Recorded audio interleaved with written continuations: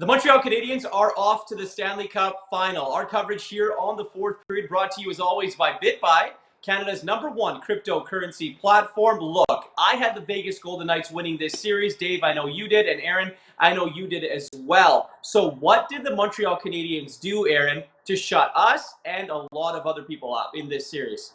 Well, I think they overcame adversity. I think the first and foremost, for them is embracing the idea they're the underdog. They didn't listen to the critics. They didn't mail anything in.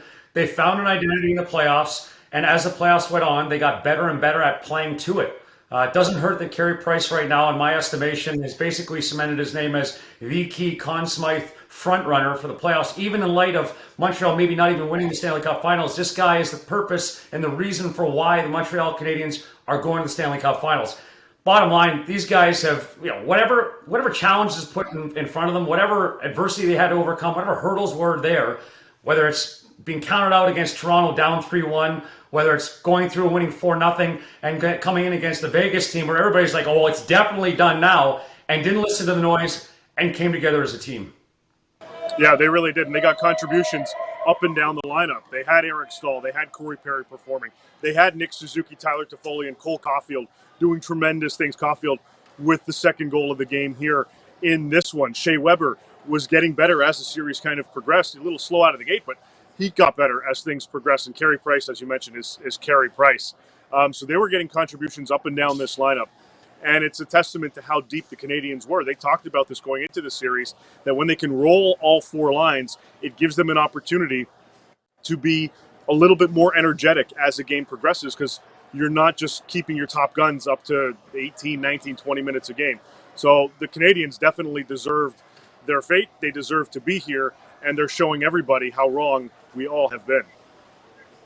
Yeah, and actually Montreal Canadiens have found areas to excel. If you look at special teams for them over the course of the playoffs, I mean, shutting out the Vegas Golden Knights, not allowing one single power play goal against, but it's been their identity through the playoffs. Scoring against Toronto, shutting everybody down. I mean, this is a team that has found areas in which they can excel. I mean, yeah, the greatest penalty killer is always Carey Price, but you look at the way that they systematically dismantle teams surgically. I mean, it's almost with ease. They know how to read off each other. This has been such a perfectly played special teams group all the way across the board, and they've given their young guys time to develop over the course of the playoffs. Right? So the fact that Caulfield's not out there for the first game, the fact that so many of these guys are coming in green behind the ears, not having playoff experience and having to rely on guys that people said, what, that's a complete throwaway trade. Bringing in Staal, bringing in guys who are like they're past their prime. Well, guess what? Everything came to fruition at this point. It's all coming together. Young guys now have a wealth of experience, have a foundation of experience going into the Stanley Cup Finals, should not be nervous about what's ahead of them.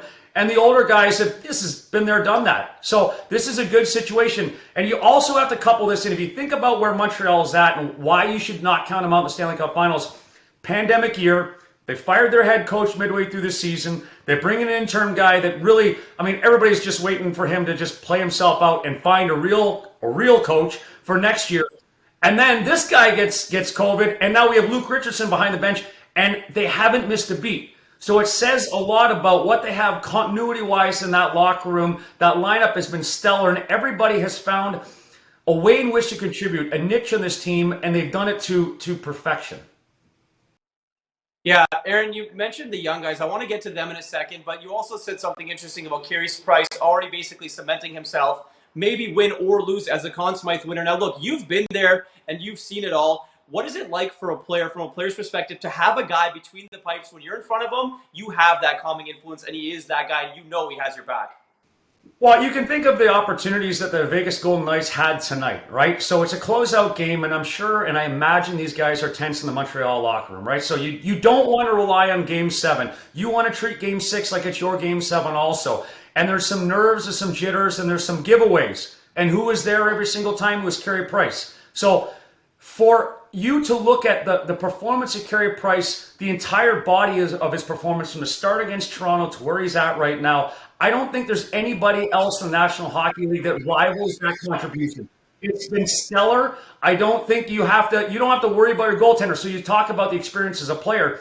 I know I played more confidently when I know I can make a mistake behind me, that I don't have to shoulder check to see if that guy is a fragile mess behind me or he's fighting the puck. And Vegas, for a period of time over the course of this last game, this closeout game, had sustained pressure for most of the third period against Montreal, and Carey Price was there. He wasn't panicking, he wasn't flopping, he was just playing the game with ease, composed, and I think that allowed Montreal, because I'm saying those are grade A chances that Montreal as a team were giving up, and it got them to a place of getting to overtime and gave them an opportunity, and that's where the value of Carey Price kind of shows itself from a teammate perspective, knowing that I don't have to worry about this guy. I can just go ahead, look forward and play, and not worried about what's going on behind me.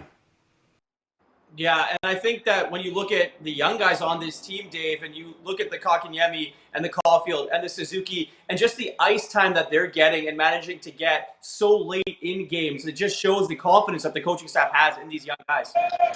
Yeah, absolutely. There's full confidence in these guys. You can hear behind me, there's still some people and families inside the Bell Center still cheering away and enjoying this one. And a big part of it is because of those guys. As you mentioned, Kotkaniemi, Nick Suzuki, and Cole Caulfield. These guys have been given the responsibility, effectively given the keys to go out there and perform at their best. There's a ton of confidence in Suzuki as that continues, and but at both ends of the ice, it's allowing him to create offensive opportunities, but also giving him the opportunity. And Wardo actually touched on this in our pregame report. Suzuki's ability to also contribute defensively. And Kotkaniemi in key face-off situations. And Caulfield being counted on not just to provide goals and score them, but to also create offensive opportunities. So the Habs aren't afraid to put these guys out in almost any scenario.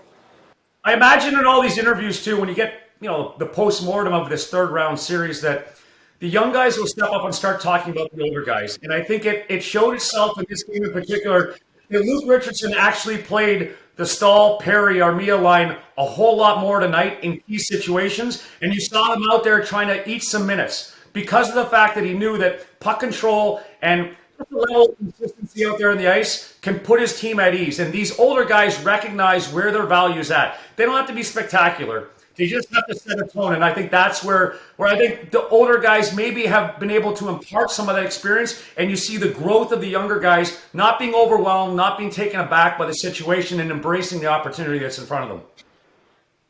Yeah, guys, as we put a bow on this and wrap this up, we talked so much about the Canadiens obviously advancing to the Stanley Cup Final, but I want to get your thoughts on Vegas and kind of, Aaron, what went wrong for the Golden Knights here? I think it's a mystery novel. Honestly, when you look at this season, I mean, Vegas took out Colorado. Colorado was a Stanley Cup favorite.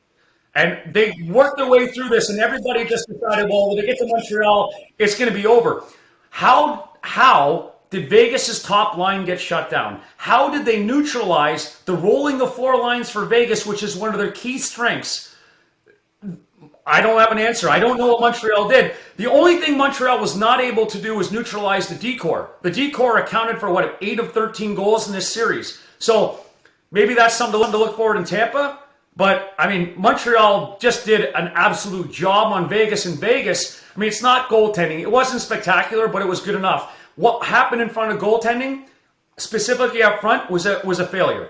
The output, whatever you have to say about the statistics that were not present, the effort that was not present, the disconnect, right? So I see Stone not in anything contribution-wise. I see his body language of frustration because he's been shut down by Montreal. Teams haven't been able to do it. What Montreal has right now hopefully carries over in the next series for them if they feel like they're going to get a chance at winning this cup.